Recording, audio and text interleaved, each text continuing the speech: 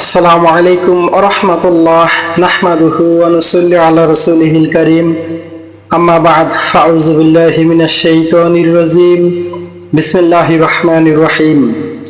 সমস্ত প্রশংসা সেই মহান রব্বুল আলামিনের জন্য, যেই মহান রব্বুল আলামিন বিচার দিবসের মালিক। আলহামদুলিল্লাহ, শান্তি বর্ষিত হোক সেই রাহমাতুল লিল আলামিনের উপরে। সংক্ষিপ্ত পরিসরে পড়ে নিচ্ছি সাল্লাল্লাহু আলাইহি ওয়াসাল্লাম। আজকের একটি ছোট্ট ভিডিওতে আলোচনা বিষয় নির্ধারণ করেছি পানি পান করার বিধান।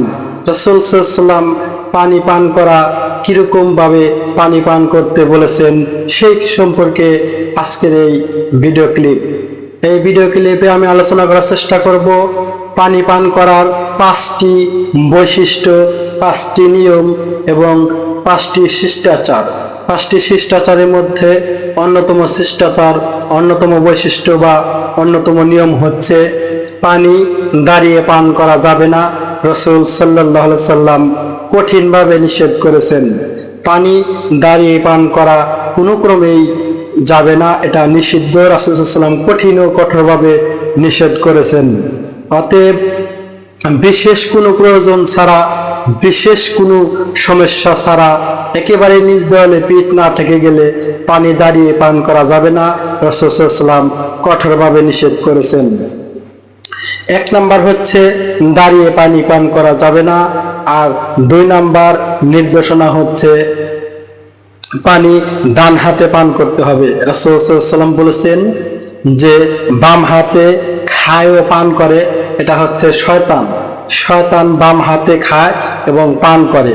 অতএব এটাও করা যাবে না যে 2 হাত দিয়েও পানি পান করা যাবে না, 1 হাত দিয়েই পানি পান করতে হবে।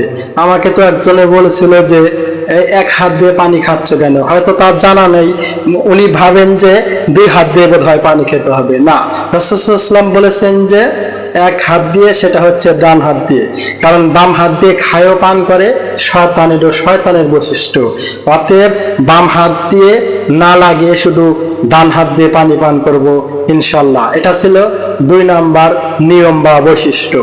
3 নাম্বার নিয়ম হচ্ছে সর্বপ্রথম পানি পান করার সময় বিসমিল্লাহ বলতে হবে। অনেকেই বলে বিসমিল্লাহির রহমানির রহিম, যেটা বলা যাবে না, কারণ রাসূল সাল্লাল্লাহু আলাইহি ওয়াসাল্লাম যেখানে যেটা বলেছেন সেটা সেভাবেই মানতে হবে।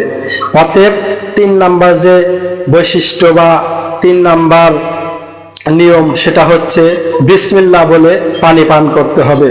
4 নাম্বার যে বৈশিষ্ট্য বা নিয়ম, সেটা হচ্ছে 3 শ্বাসে পানি পান করতে হবে। শ্বাস গ্লাসের মধ্যে ফেলা যাবে না, শ্বাস গ্লাসের মধ্যে ফেলা যাবে না, 3 শ্বাসে পানি পান করতে হবে। আর 5 নাম্বার বৈশিষ্ট্য হচ্ছে পানি পান শেষে আলহামদুলিল্লাহ বলতে হবে, আল্লাহর শুকরিয়া আদায় করতে হবে। তো বন্ধুরা, 5টি নিয়মের কথা বলা হলো। 1 নাম্বার নিয়ম দাঁড়িয়ে পান করা যাবে না, বসে পান করতে হবে।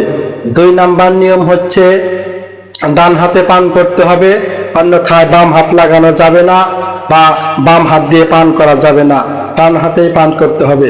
3 নাম্বার নিয়ম হচ্ছে খাওয়ার শুরুতে বিসমিল্লাহির রহমানির রহিম বলা যাবে না, শুধু বিসমিল্লাহ বলতে হবে। 4 নাম্বার নিয়ম হচ্ছে 3 শ্বাসে পানি খেতে হবে বা পান করতে হবে, শ্বাস গ্লাসের ভিতরে ফেলা যাবে না। আর 5 নাম্বার সর্বশেষ যে নিয়মের কথা বললাম, সেটা হচ্ছে পানি পান করার শেষে আলহামদুলিল্লাহ বলতে হবে। তো বন্ধুরা, আল্লাহ তাআলা যেন আমাদেরকে এই রাসূল সাল্লাল্লাহু আলাইহি ওয়াসাল্লামের পদ্ধতি অনুসরণ করে পানি পান করার তৌফিক দান করেন, আল্লাহুম্মা আমিন। তো এখানে ভিডিওটি শেষ করতে যাচ্ছি।